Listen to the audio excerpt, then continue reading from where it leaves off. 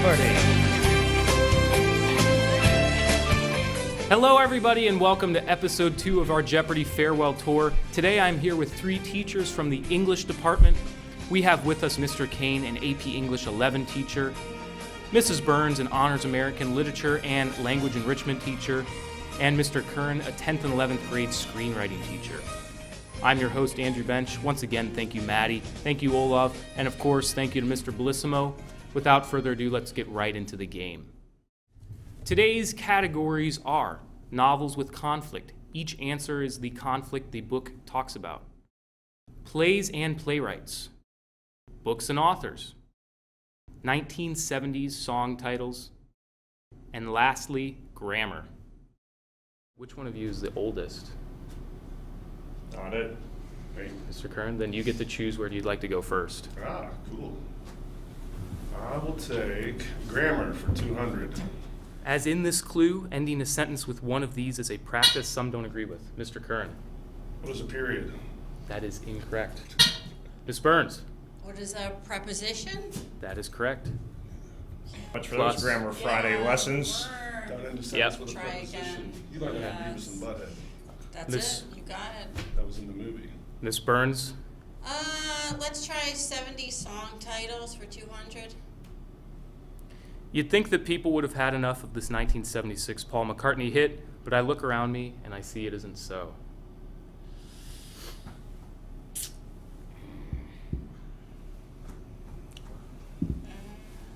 Way to use those 1980 song title categories that we didn't get.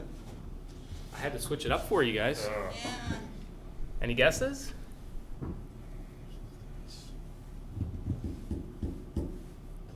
No, this one isn't ringing a bell. No.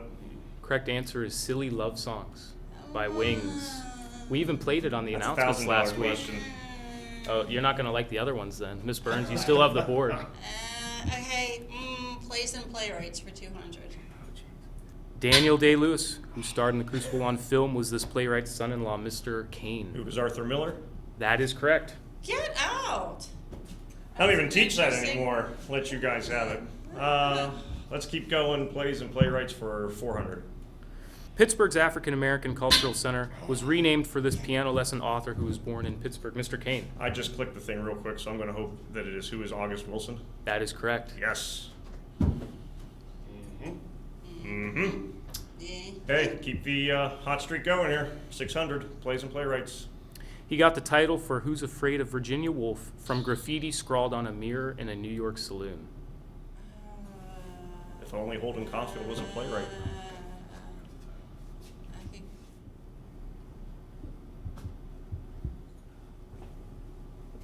Got nothing here. yeah. Nothing. The correct answer is Who is Edward Albee? Edward Albee. I have no idea who that last person. No. No. At first Yeah. I was just gonna Negative. guess a New York City saloon that I could have done. All right. Right. Mr. Kane. Let's switch it up. Books and authors, 200. In Her Little Town on the Prairie, the main character turns 15 and is getting ready to teach school. What's her name? I can picture the TV show. Yeah. Mr. Curran. Who is Laura Ingalls Wilder? That is correct. Ooh, Good yeah. job. Yeah. Someone's been watching Lifetime. Mr. Curran, back to you. Let's go grammar for 400. It's the correspondence in number of a subject and a verb, and it aren't found in this clue. Mr. Kane. Subject-verb agreement? That is correct. What is subject-verb agreement? Yes, that is Thank correct. you for not calling me in. You corrected yourself. It's all good. Okay. Let's try that novels with conflict for 200. All Quiet on the Western Front by Eric Maria Remarque. Mr. Kane. World War I. What is World War I? That is correct. Good deal. Let's do that. Novels with conflict, 400. MASH by Richard Hooker. Mr. Kane. What is the Korean War? That is correct. Crushing it. Where would you like to go? Hey, novels with conflict, 600. Who invited him, first of all? Going After Cassiato by Tim O'Brien. I got it. Yes. Miss Byrnes. What is Vietnam? That is correct. That's what I figured.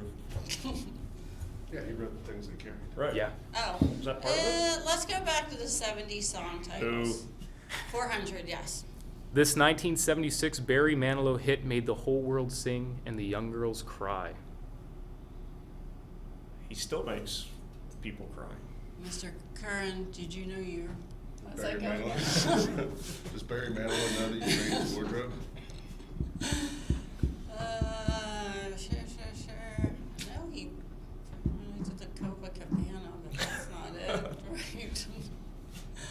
Nope. Taking an L on this one. What is I Write the Song? I write the songs. I just removed Barry Manilow from like my memory I tried banks. to. Okay, what do we do now? Whatever you want to do. Let's try books and authors, 400. Hugh Lofting's letters to his kids from the World War I front evolved into the tales of this physician who talks to animals. Mr. Kane. What is Dr. Doolittle? That is correct. Mr. Kane, back to you. We'll do books and authors, 600. In George Orwell's 1984, Big Brother represents the Soviet dictator, Mr. Kane. Who is Joseph Stalin? That is correct. That was my bad. Trying to shut me out here. Let's make Mr. Curran happy. Grammar for 600. Straightforward term for the type of object that follows a transitive verb. Mr. Curran. What is a direct object? That is correct. Yeah, I clicked that way before you did. Mr. Curran, back to you. Grammar for 800. Highest is an example of one of these. Miss Byrnes. What is a superlative? That is correct. Ooh. Miss Byrnes. Okay, I'm gonna get one of these right. 70 song titles. This #1 song by Harry Chapin was inspired by his relationship with his son. Chapin said the song scared him to death. Miss Byrnes. What is the cat in the cradle? That is correct. You got it. That's who sings that song. Yeah, I sang it just like him too, Yeah. right there. Keep going with 70 song titles. In 1972, this colorful tune was a #1 hit for Neil Diamond. Miss Byrnes. Ooh, what is Forever in Blue Jeans? That is incorrect. Should have gone with Sweet Caroline. You got the right color. What other blue? Oh, Do you know it now? no. You want to whisper something over here? I can hear it in my head, but I don't know if is the title just blue? The correct answer is Song Sung Blue. Miss Byrnes, you still have it. Well, let's clear it out. 70 Thank song you. titles. This Three Dog Night tune was coming down in 3-part harmony. Mr. Curran. What is joy to the world? That is incorrect. Oh, that's what I Good would've guess, guessed, good guess. too. Well, I took out my chance. Nothing? You want to guess? Nothing here. What Minus is 1400. an old-fashioned love song? Oh. Oh, is it still my turn? You still have it. Plays and playwrights. Which one? 800. This playwright of Les Misanthropes is said to be the greatest of all writers of French comedy, Mrs. Byrnes. I did not mean to do that. I never read him. Yeah, That's good. nope, I don't know why I hit the buzzer. Yep, sorry about that, false alarm. French comedy. I didn't know they were funny. Yeah. Where, Too bad I didn't finish that French minor. Correct answer is Who is Moliere? oh, Moliere. You still have it, Miss Byrnes. It's another breakfast club. jeez. Ditch Q, books and Notre Dame. authors, 800. His third novel, Mother Night, was his first to ban in science fiction, Mr. Kane. Who is Kurt Vonnegut? That is correct. You have the board again. Finish it off for 1,000. His 1935 novel, It Can't Happen Here, is a cautionary tale about the rise of fascism in the United States. Yeah.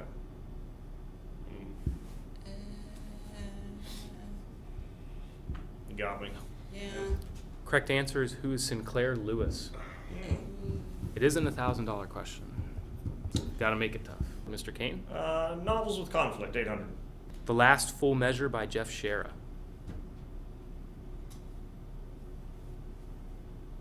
That was a conflict, all right. Yeah. If it helps, all the conflicts in the category are conflicts that These America were fought in. Wars. So which one have we not named yet? You got World War I, Korea, and Vietnam. What is Mr. World War Curran. II? That is incorrect. Well, we know our answer for 1,000 when that one comes. The last full measure, the war to end all wars. Yeah. The correct Civil answer War. is the American Civil War. Oh, well. Mr. Kane, All right, let's see if we got World War II here with novels with conflict. Rabble in Arms by Kenneth Arms. He's naming himself.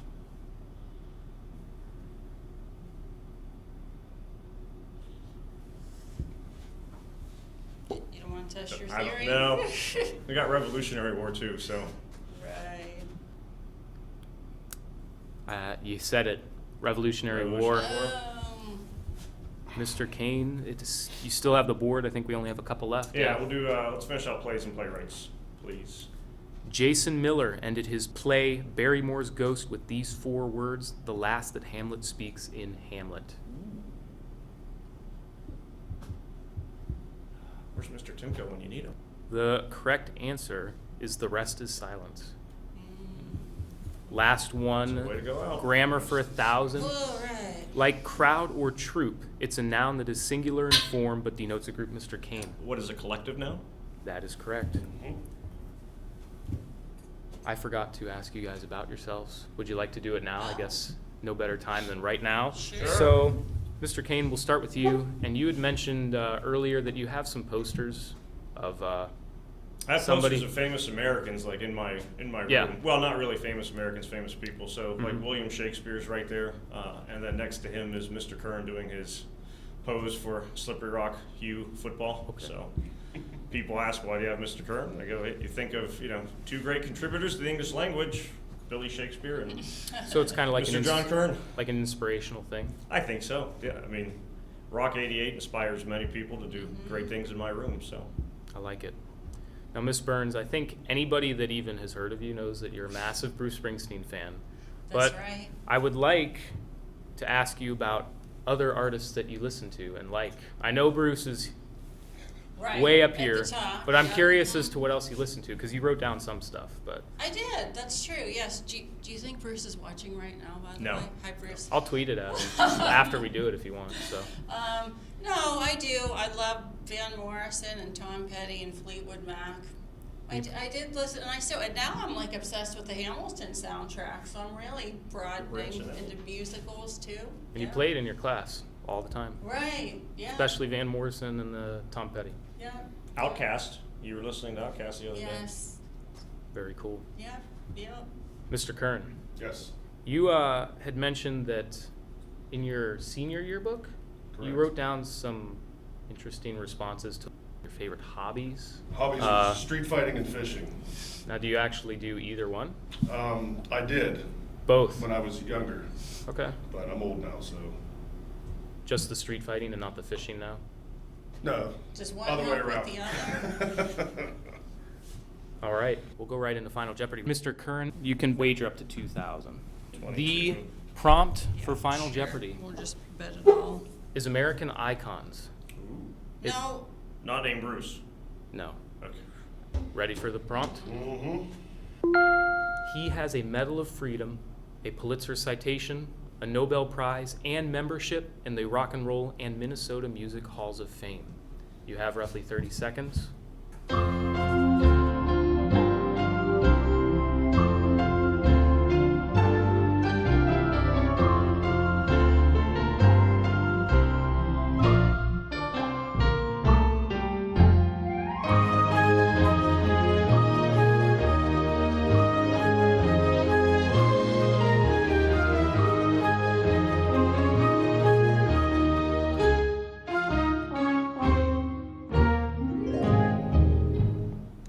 All right. I didn't know he was from Minnesota. I did. There's not many. He's got to be the only one that has a Nobel Prize and is in the Rock and Roll Hall of Fame. I would think. Right. We'll start with Mr. Kane. Mr. Kane, you had $4,400, so you didn't really need to wager anything, but you wagered. Interesting here. You wrote down who is Bob Dylan, which is correct. and you wagered $1,600, so that puts you up to $6,000. For the win, you have to sing a Bob Dylan song, though, for the record. Yeah. Hattie really likes that. She's in a Bobby D phase. Miss Byrnes, you also guessed correctly who's Bob Dylan, and you wagered $600. That wasn't a guess, Alex. You wrote it very quickly, too. You knew. You knew it. You knew it was Bob Dylan. So that brings you up to $1,200. And you also wrote down Someday Bruce Springsteen. I wouldn't doubt it. Yeah, bonus points. Mr. Curran, you also guessed correctly who's That's what Bob you wrote Dylan. down. And you wagered $2,000. Someday, Bruce. So that brings you up to $800, making Mr. Kane our big winner. Woo! Lunch is on Mr. Kane. That's it. Yay. All right. I want to play again.